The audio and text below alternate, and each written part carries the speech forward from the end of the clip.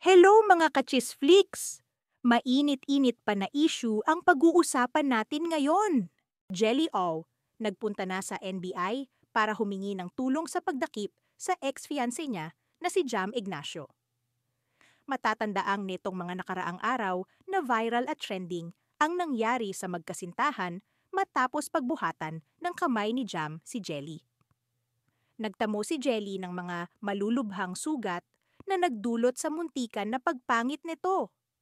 Mabuti na lang at nakatakas si Jelly mula kay Jam nang di mabasa ang RFID ng sinasakyan nila at nakahingi ng tulong sa isang tollgate teller. Seloso po kasi. Ito ang ibinunyag ng DJ at content creator na si Jelly Au patungkol sa kaniyang fiancé na si Jam Ignacio. Sa video ng inalabas ng ABS-CBN News, nagbigay si Jelly ng ilang detalye sa physical abuse na pinagdaanan niya sa kamay ni Jam. Nagbigay din siya ng mensahe para kay Jam na hanggang ngayon ay hindi pa rin naglalabas ng statement.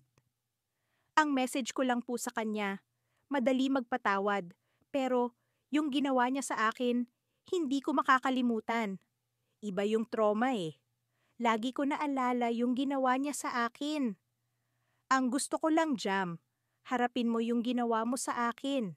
Eto at ating pakinggan ang interview niya at kanyang pahayag sa mismong nangyari sa kanya. Sobrang seloso po kasi kahit maliit na bagay talagang pinapalaki na. Kahit po sa work ko, pag may kumakaway sa akin sa gig, nagagalit siya. Dito po, dalawang malaki, tapos maliit po dito na. Kinukuha niya yung buhok ko, parang kinukuha niya, tapos ginaganon niya ako habang nagdadrive siya. Umahampas po ako sa salamin ng kotse. May parang dugo po sa loob. Tapos yung dito po, medyo paputok na po kasi napuruhan po yung dito ko. Sa bibig po, gano'n din po, kamao din po. Tapos yung ipin ko po na basag.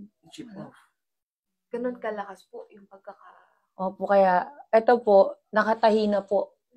Ang message ko lang po sa kanya, madali lang naman magpatawad Pero yung ginawa niya sa akin, hindi ko makakalimutan yun. Iba yung trauma Ang hirap matulog. Lagi ko naalala yung ginawa niya sa akin. So, gusto ko lang, Jam, harapin mo yung ginawa mo sa akin. May mga nagagalit naman kay Jelly at sinasabing pineperehan lang daw niya si Jam. Pero pinagtanggol naman si Jelly ng isang malapit na tao sa kanya at ito ang kanyang sinabi. Hindi po jackpot si Jelly kay Jam. High school pa lang masipag na si Jelly.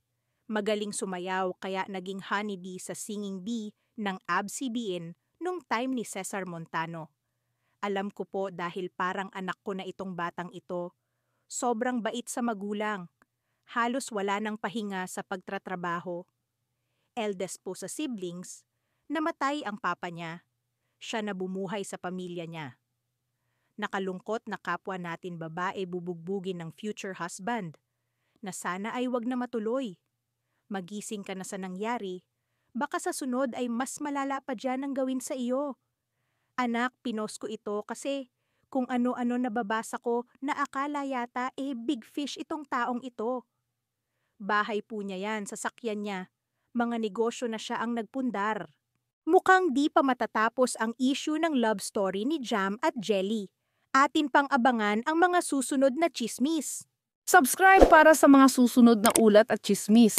Chisflix sana!